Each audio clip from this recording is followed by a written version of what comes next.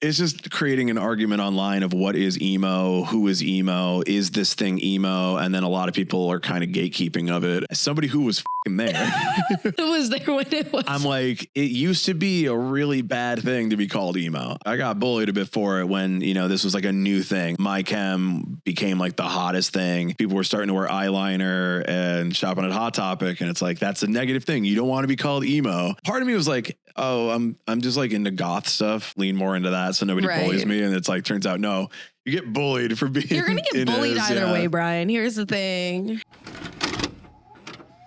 Please note, for maximum picture quality, it may be necessary to adjust the tracking control on your VCR.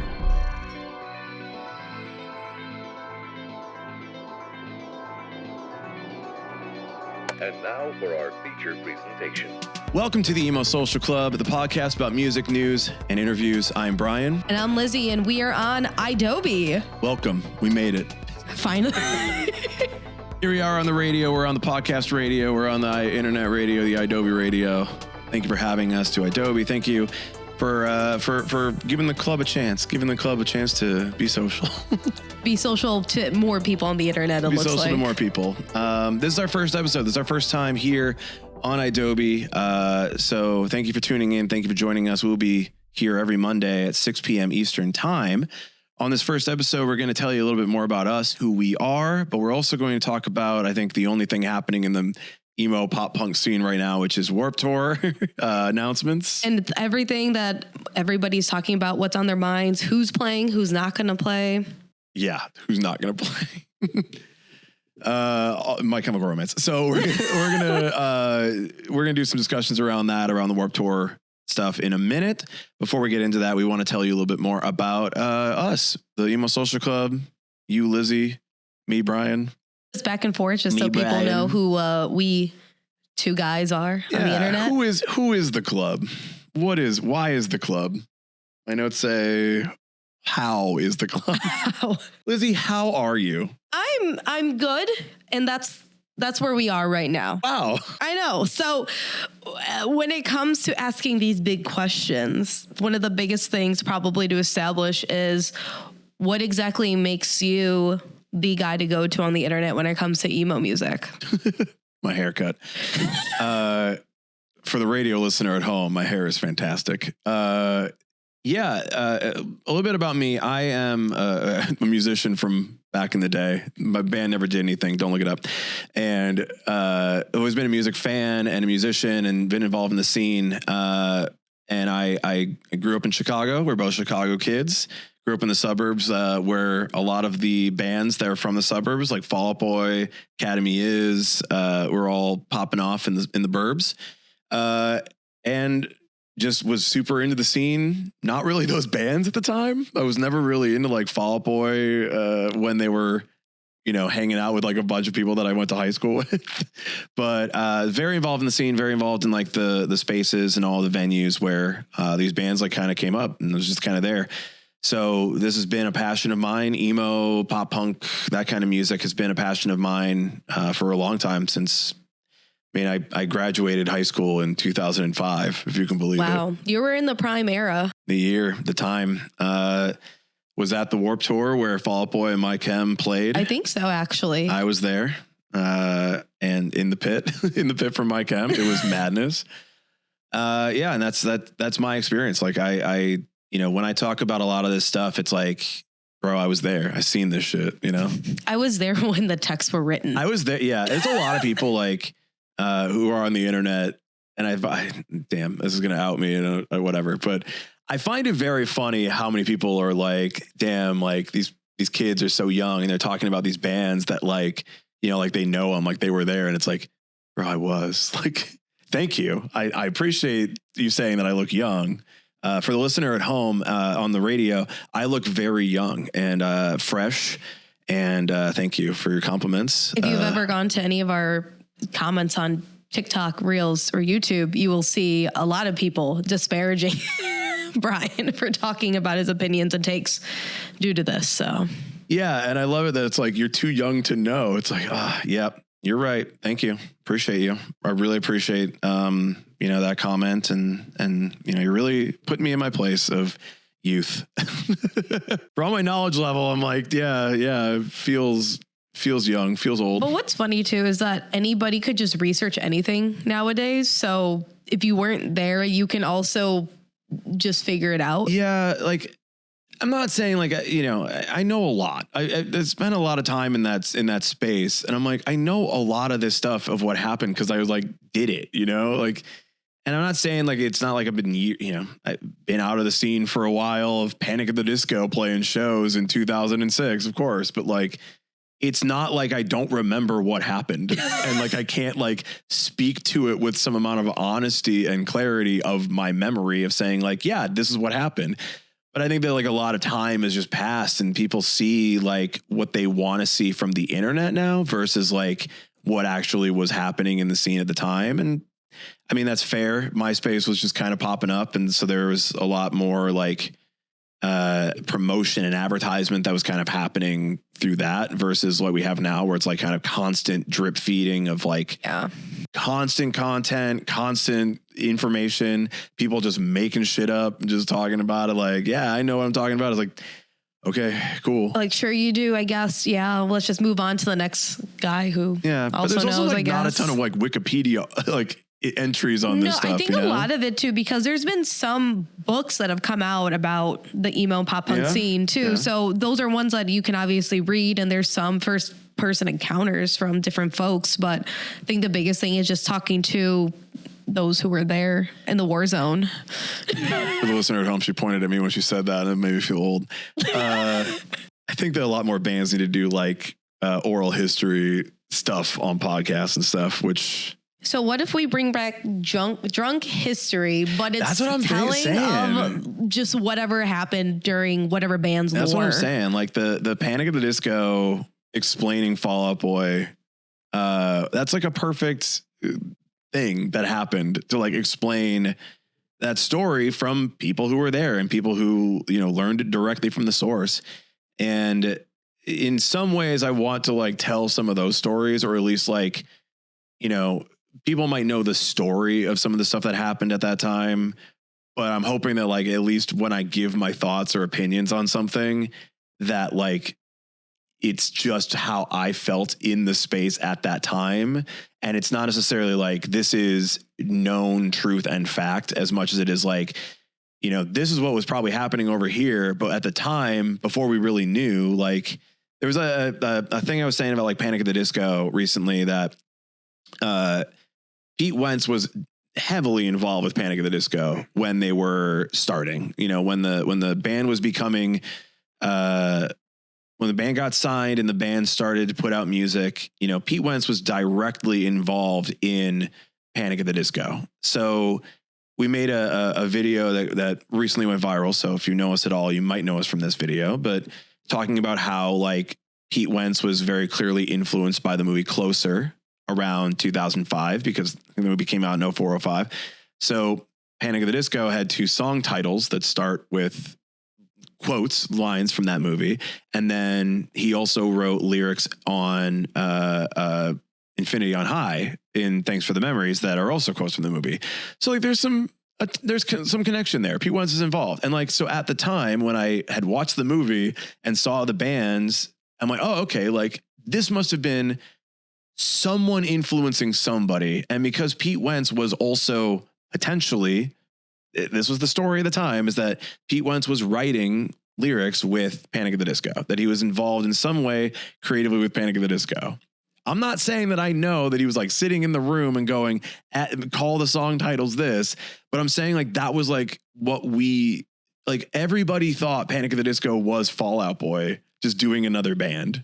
That was the thought of the time. Everybody said that. Which is so crazy because as somebody who's obviously is younger on that spectrum, whenever I talk with like my friends about Fall Out Boy, Panic at the Disco, we see them as two separate entities. Yeah. And the fact that we would even conflate them to be the same thing is crazy to me. At the time, it was like, this sounds like Fall Out Boy. The vocals sound like Fall Out Boy. And I found quotes from Pete Wentz saying that later on. It's like, yeah, when they're like on recording together, people have a hard time telling them apart. I'm like, yep, there you go. that's what we thought at the time when we heard the demos from Panic at the Disco. And it's like, oh shit, this sounds like Fall Out Boy.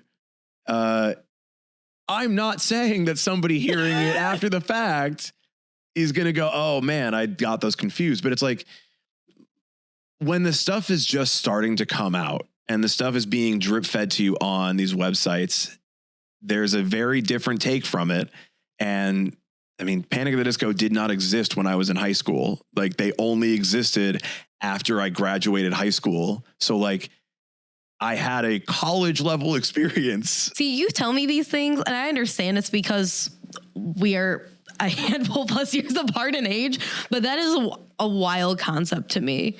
It's just the scene was very different as it was developing. A band that I didn't even realize didn't even have a record out was Mayday Parade until I was in college. Like, in my mind, I'm like, Mayday Parade has just always existed. But then I had to realize, like, no, I have to go back and realize, like, I was in college when a lot of these bands had their first albums, or like the album that really took off for them, like, came out. So I have some knowledge and experience, you fools. Don't comment at me. But yeah, anyway, I'm 24 years old and I'm fresh and ASL. I'm young. My back does not hurt and I feel great. I feel spry. I use words like spry. That's just meaning that you have a little bit more oomph in your vocab. I have a vocabulary of an older gentleman. All right. I have a vocabulary of a bygone era. To that point, Lizzie, you being a handful of years younger than me, somebody who's a little bit more like after the time of all this stuff has already existed. Obviously, your takes and your thoughts on a lot of this stuff is going to be a lot more nuanced from a different position than mine is. Yeah, I think the biggest thing is that as somebody who graduated high school in 2012, there's going to be a lot of things that I just wasn't around or cognitive for when it came out originally. So whenever we have talked about some of these acts, it's me coming at it from a completely different perspective, and I can take it as this is what was around, this was what's already out, and how it influenced anything going forward.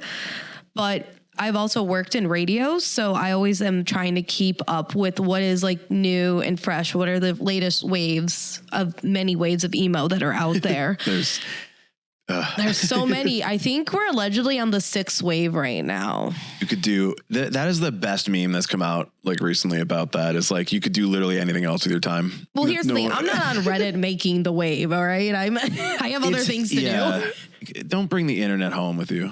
Well, I understand, but don't bring the internet outside of your home with you. Don't bring the internet to a show. Leave your phone in the car. Don't even look at it. No, I can't do that. No, I know. But just don't just go, oh, this isn't Reddit. I'm here touching grass for a purpose. I'm not on Reddit when I'm at the show. Right. And I think if we even go back to socials, the way that I came up with socials and finding bands and artists was through, it wasn't really a social, but LimeWire, Tumblr, different types of forums that were here and there, which I know forums were obviously big in like the early 2000s, late 90s as well. Yeah. But it was very different. And a lot of times where I found more of my music was actually on Twitter before it became the mess that it is now. So that's always been how I've filtered through stuff, and also thinking of it as more of a radio centric from the college radio side all the way up to mainstream alternative corporate radio. It's always about seeing what is going to be good for the masses, but also what might be a little bit different to make somebody more excited about a band or an act that I'm personally excited about, because that was the big thing for me. I used to have like a local college radio show where I just highlighted Illinois bands. Yeah. And that is still something I super enjoy and support a lot. I was very much into the DIY indie rock scene originally, and then I migrated over into emo and pop punk a little bit later. So that is where my heart lies, is always just promoting these acts that I really love, that I enjoy, that are good people, ideally. And letting everybody else know, like, hey, this band is so good. Don't know why you're not put onto them yet, but let me put you onto them. Yeah. I mean, that's definitely one of the differences between us as hosts, is like, I have not listened to bands that haven't been around for 20 years.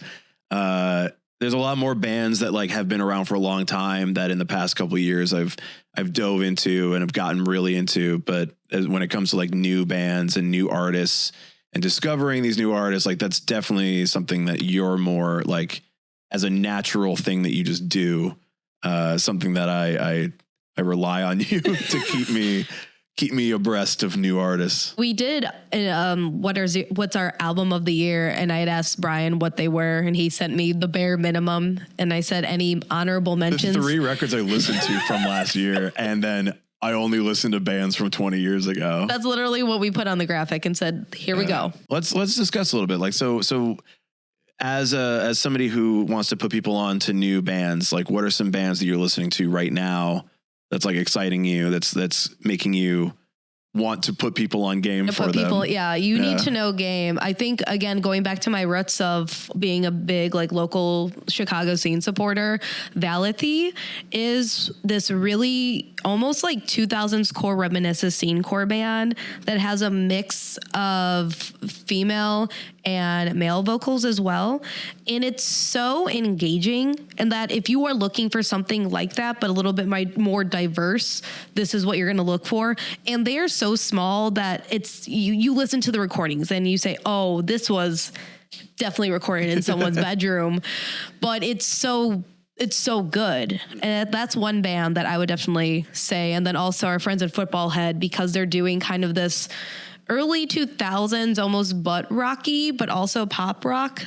They're not revival. Like afraid of it. That, I mean, obviously they're homies of ours, but right. I have listened to their songs because we did an interview with them at Riot Fest last year. And I'm like, it's interesting how you're leaning into like some bands from the mid 2000s to early 2000s to like even the late 90s. And I'm like, how is this scene being revived?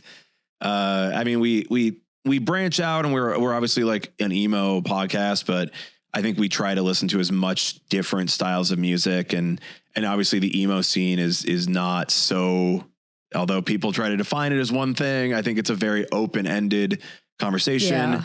Yeah. We tend to lean just towards like, if the band played Warped Tour, or if they sound like a band that has played Warped Tour, they're probably in the emo, right, pop punk, metal, rock. They're somewhere in that weird dichotomy. And yeah. I think at a point too, we've seen the genre just completely evolve and just kind of meld together. So I think the statement of there really isn't a solid genre anymore, at least in this like kind of alternative rock subculture that we have.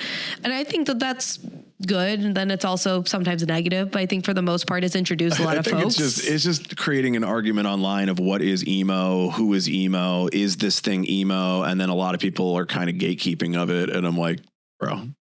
And again, as somebody who was fucking there, I'm like, who was there when it was? I'm like, it used to be a really bad thing to be called emo. I got bullied a bit for it when, you know, this was like a new thing. Like My Chem became like the hottest thing, and people were starting to wear eyeliner and shopping at Hot Topic. And it's like, that's a negative thing. You don't want to be called emo. You don't want to be seen as part of that. And part of me was like, oh, I'm just like into goth stuff. Like I like goth music too. I was into goth music as a teenager. So I was like, oh, I'll just like lean more into that so nobody bullies me. And it's like, turns out, no, you get bullied for being. You're going to get bullied either way, Brian. Here's the thing. You really were. There's no avoiding it. And to be fair, I was bullied by like 2 people who were like, I'm a better guitar player than you. And I'm like, I don't play guitar. Like, what do you care? You said this is a really weird flex, bro. It's a really weird flex.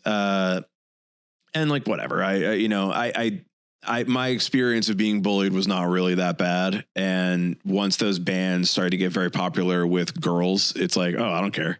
Like, oh, I'm sick. And then you start to let down that guard, because I think that a lot of people argue about like what emo is because they're trying to protect like their own identity as part of it. And I think that like, while there is absolutely an identity around emo music and Warped Tour and all this stuff, like there's no reason to gatekeep this space, because like if Chapel Roan is one of the biggest artists of the last decade, and she's writing music that appeals to like this scene, this space, like we should understand like how did that influence her? If Taylor Swift is like, the starting line is a band that I love. And also it has features with Fall Out Boy too. Yeah. So it's like, there's clearly like some overlap here. And there's no reason to, as a listener, go, I'm not going to entertain any of this style of music or this genre. I think you're selling it short as what you like about it, and you're not giving yourself the opportunity to learn about more styles of music. So right. I think the biggest thing we've seen with a lot of this like emo nostalgia come back to is the fact that a lot of these people are, again, it's great for you to look back on your younger years and say, wow, that was a fun time. I need us to still be the adults that we are, because then that is also contributing to the gatekeeping. And just sometimes you will go up to folks and say, oh, I like these other bands that are outside of these genres, or I like these artists outside of these genres.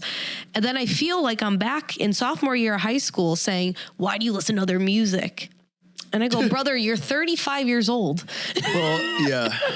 Well, depending on genre and depending on people, it's like, you know, the internet is not a place for discourse, which is why we post this on the internet. Please discourse with us. Please discourse at us. Allow me the discourse.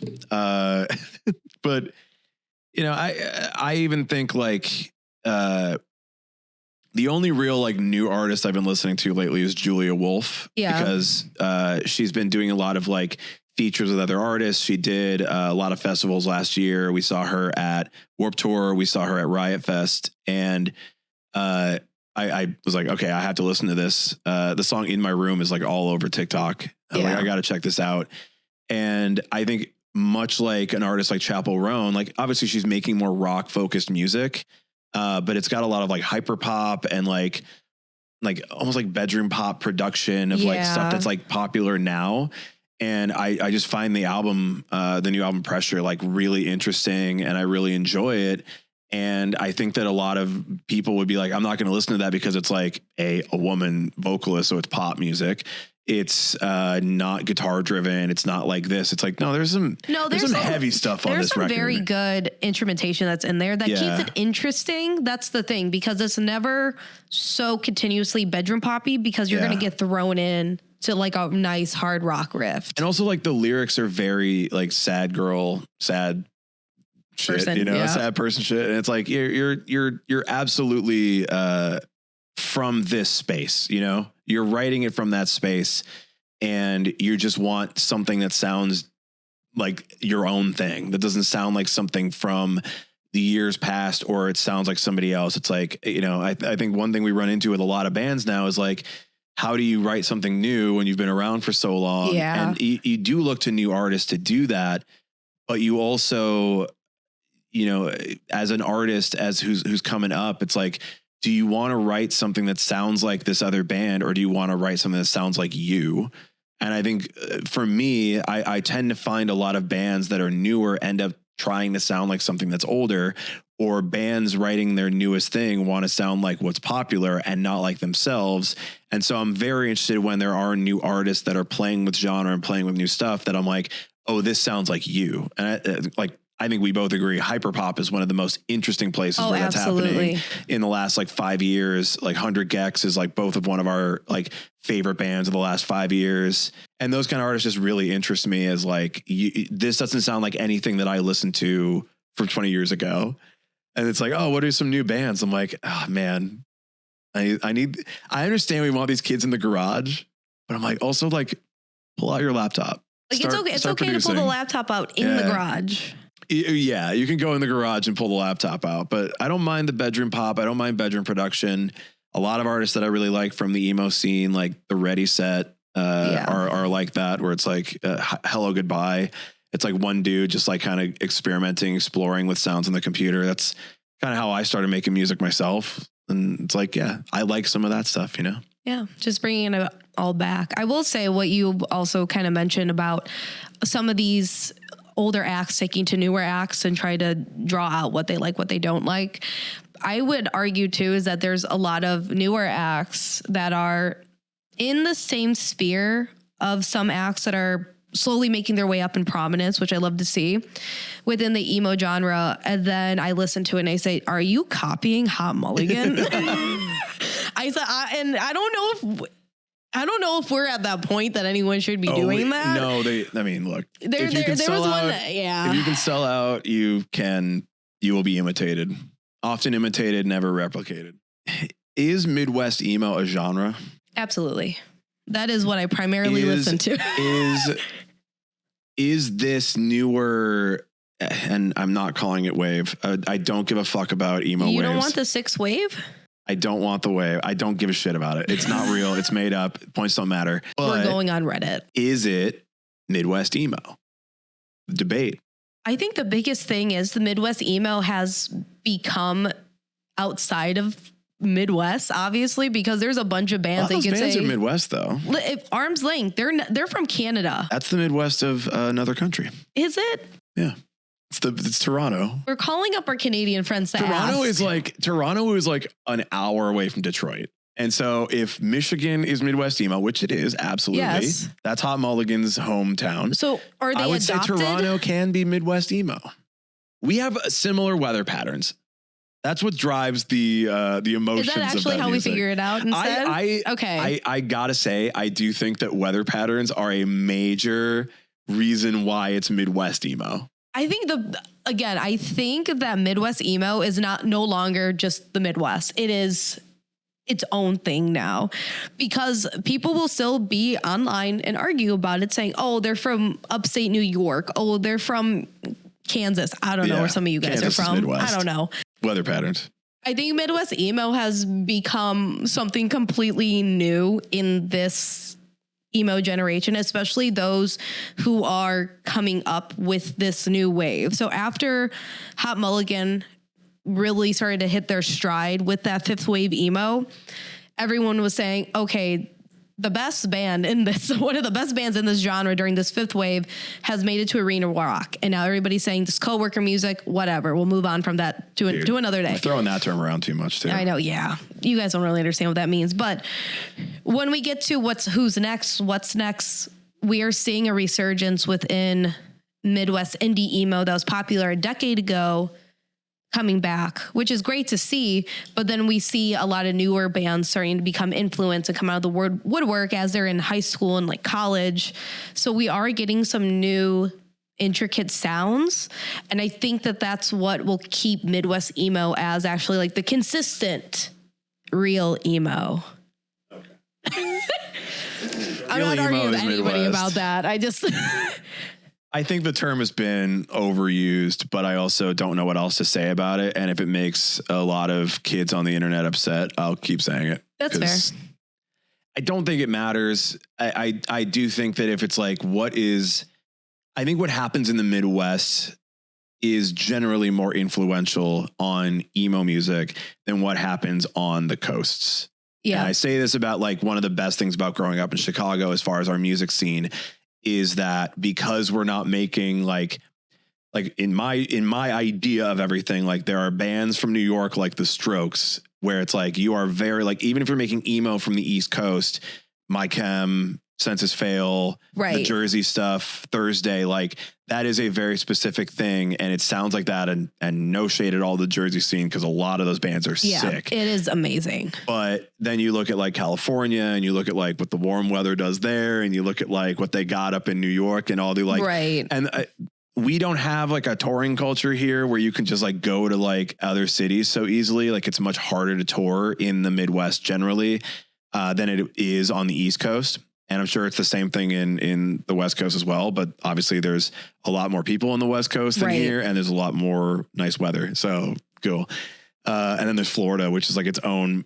That's its own entity. Its own emo mecca. But I just think like the scene in the Midwest is its own very specific thing that influenced a lot more of what the emo became and what emo is than what happens on the coast is my take. I mean, Fall Out Boy wrote a whole EP about how much they love Chicago, so it has to have done something for people. Because they're like, we didn't forget about you. It's like, you forgot about us. You forgot about us so fast. The Warped Tour announcements are rolling out. Everybody's wondering who's going to headline, who's going to play. 5 cities, 2 international dates this year. And we are going to speculate and predict wildly who we believe is going to be headlining them. And our first guess, my first guess, is that Simple Plan is obviously going to be headlining in Montreal.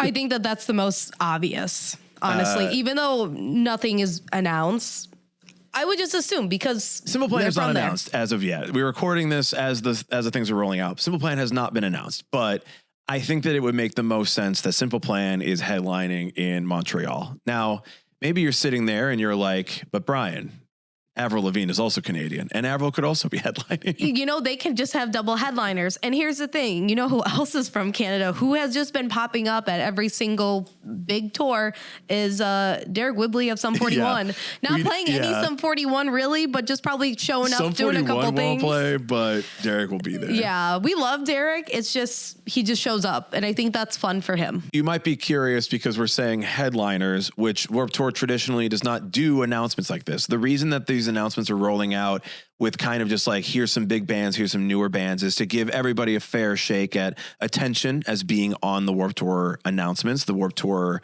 lineups in each city.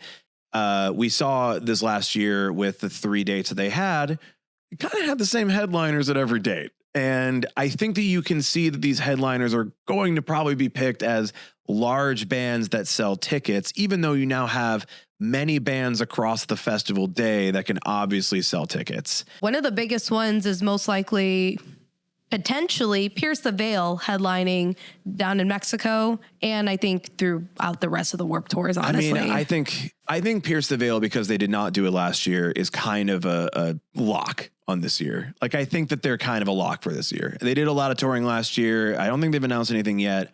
I will not look that up to find out any more information. I think they have a couple shows, but nothing big. Nothing like they are at the top of their game right now. Like, they are literally selling out like some of their biggest shows to date as of like last year. And they are a Warped Tour staple. I saw them many times at Warped Tour.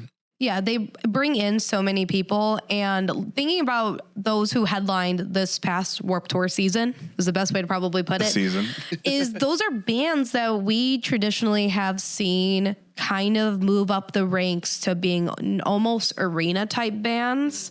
And while people have some type of way of feeling when you say these are arena bands now, they bring in the crowds, and you're probably seeing them too. When we looked up like who headlined last year, because again, we didn't know when we show up, you know, but then you look at like, well, okay, let me run the numbers on this, right? And we kind of saw the same bands headlined every date. Simple Plan and Avril did headline last year. They headlined DC. Also MGK and All Time Low headlined in DC. Yeah. And so you've got, okay, those are 4 bands that did it. Well, in Orlando, it was MGK, All Time Low, Falling in Reverse, and A Day to Remember. And when you look at Long Beach, it's Falling in Reverse, A Day to Remember, Sublime, because they're from that you have to throw that one that's in there, you know, as the local faves. The LBC, and All Time Low. And it's like, okay, well, these are pretty much the bands then that you're saying, if you're Warped Tour staples, if you did the festival back in the day at its heyday, you are now the biggest bands to headline the day. You know, I think that there are a lot of bands on it that could headline, but they knew these were like your main core bands that, like, if you put these on the announcement, you're going to sell tickets to go see these bands. And that also just goes back to this kind of nostalgia wave, because a lot of people who kind of have the money buying power to get these tickets, the only thing they're listening to are these bands that have been around for a while. They're very rarely listening to anything really new. Looking at those other bands that played last year, I don't see MGK being announced again for this year, but we both very much enjoyed his set. Yeah, that was a fantastic set, honestly. Yeah. We've seen MGK, I think, a handful of times probably. Many, a lot. Yeah. Considering how much we would see these bands, I'm like, we've seen MGK a lot. Yeah, but we had a good time putting on a really enjoyable set. It was actually very engaging, I feel. Yeah, he is fun. I also think because he had like one of the biggest pop punk records of the last decade, you kind of should be headlining this, because one of the biggest pop punk records of the last decade, and it's Warped Tour coming back. And it was one of the largest pop punk albums that came out in the middle of the pandemic that really created that big oomph to say, let's get back to the basics. I'm not saying MGK did it. I think it's Travis Barker, but it's all related. I think MGK, I've heard many people say this. It's MGK and Emo Night that really brought back like the interest in this nostalgia music and new music doing the same thing. Like, I do think that there is a driving force behind the music that MGK made to bring back eventually Warped Tour at all. Yeah. And I think Emo Night, because they are directly involved in it, is also part of that. Shout out Emo Night. I don't see MGK playing again this year. He did his tour after that. I'm like, a lot of Warped Tour is also like, you're already on tour this year. Yeah, it's tour routing, because one of the bands that is going to be on tour in select dates is going to be Jimmy Eat World. Yeah. And they are playing some dates. My biggest question is because on their upcoming tour, it's Bleed American. Yeah. So are they going to be playing Bleed American in full at these Warp stops, or is it just going to be the hits and get out? These are still like Warped Tour dates, like some sets are different times.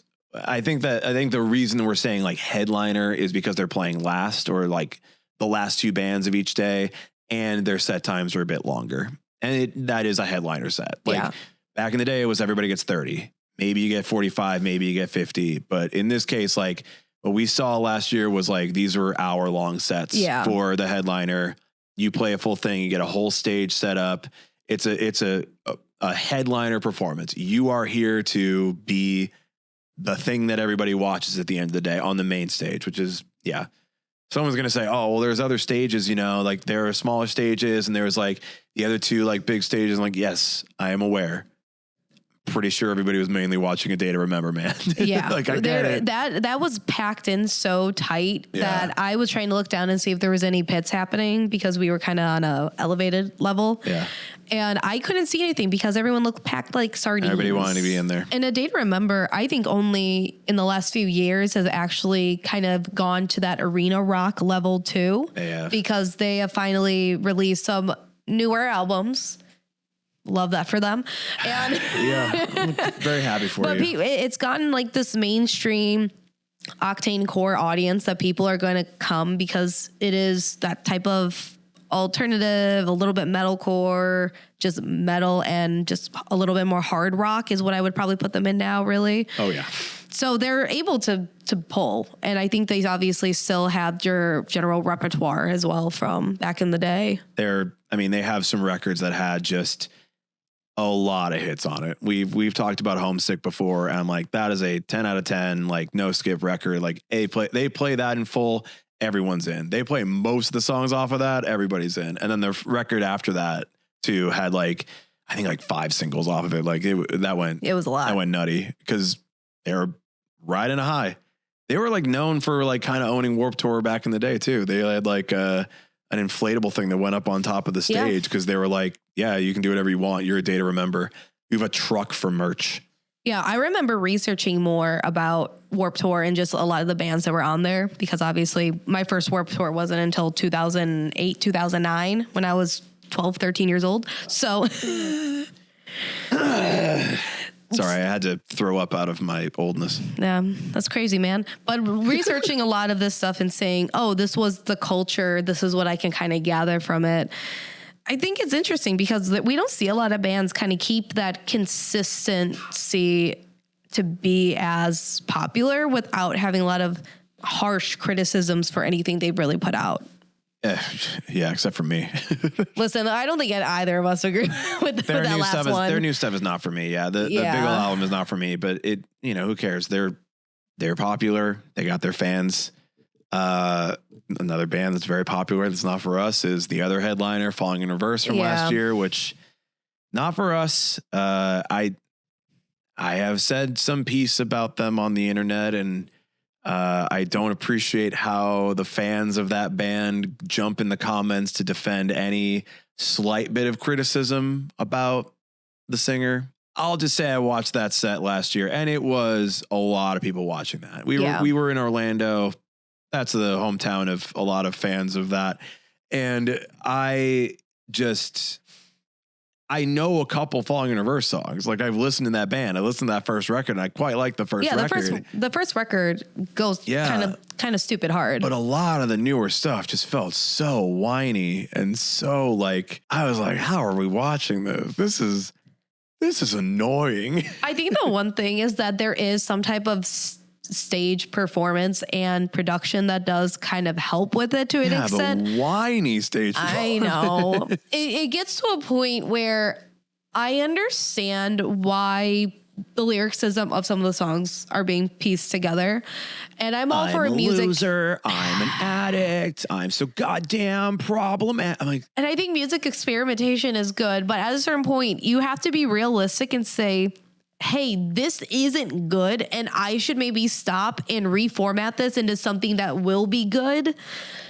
And I haven't seen that past the first album. Look, man, like we are sitting on our thrones here on a podcast. For the listener at home, we have thrones. What we say here is just our thoughts and our opinions. If you don't agree, it's fine. Obviously, he headlined Warped Tour. Yeah. They're selling us stuff out. He can do big shows. Good for him. Good for them. And there's some songs I like. There's a lot more that I don't. All I'm saying is it was MGK and Falling in Reverse that headlined that first night in Orlando.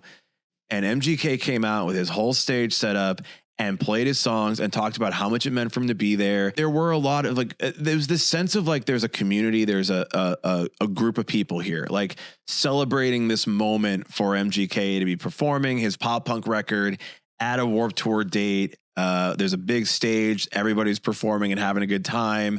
It's a lot of different hits and songs that he's had over the last few years.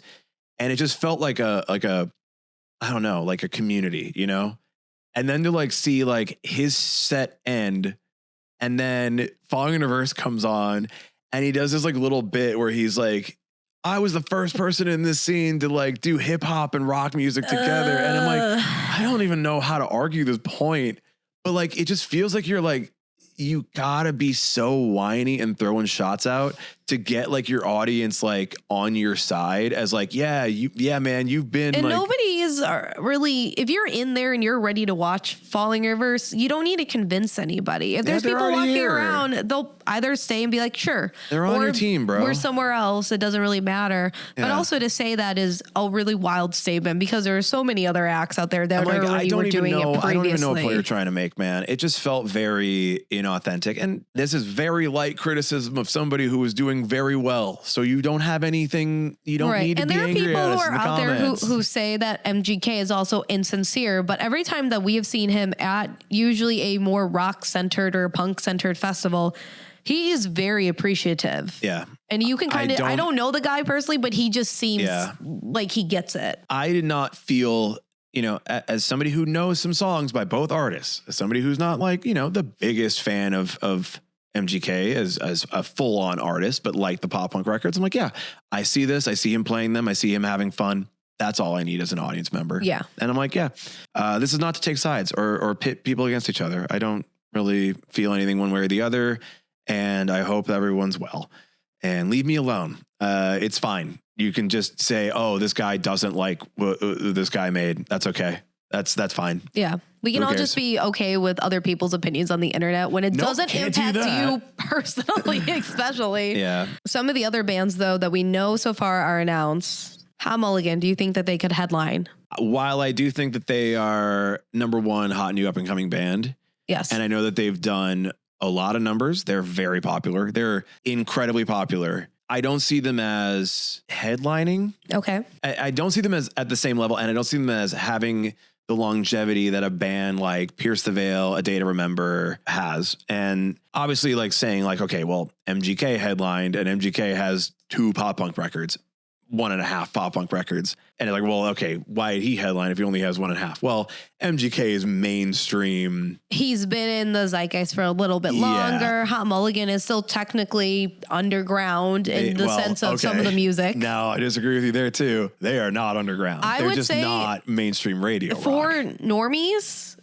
If I went to go talk to somebody and said, I listened to this number one hot new band, Hot Mulligan, they would say, who is that? You know, there's this very interesting thing of like these bands that are quote unquote underground and then like sell out huge venues. And it's like, that's not what underground is to me. Underground is like, you are selling out like maybe 1,000 cap room, 2,000 cap room.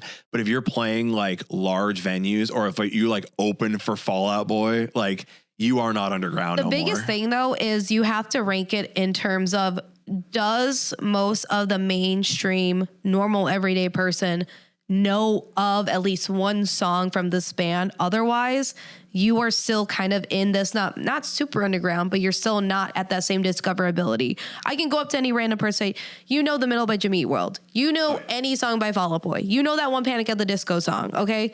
You know Paramore. You know Avril Lavigne. On that same token, A Day to Remember. They might know Downfall. That's not, I mean, I think there are niches. I think there's like definitely like a rock radio niche, you know, that has more of like a heavy music lean, and those are massive bands, right? Right. But rock is a niche, but it also is like massive, and there's a huge fandom for it.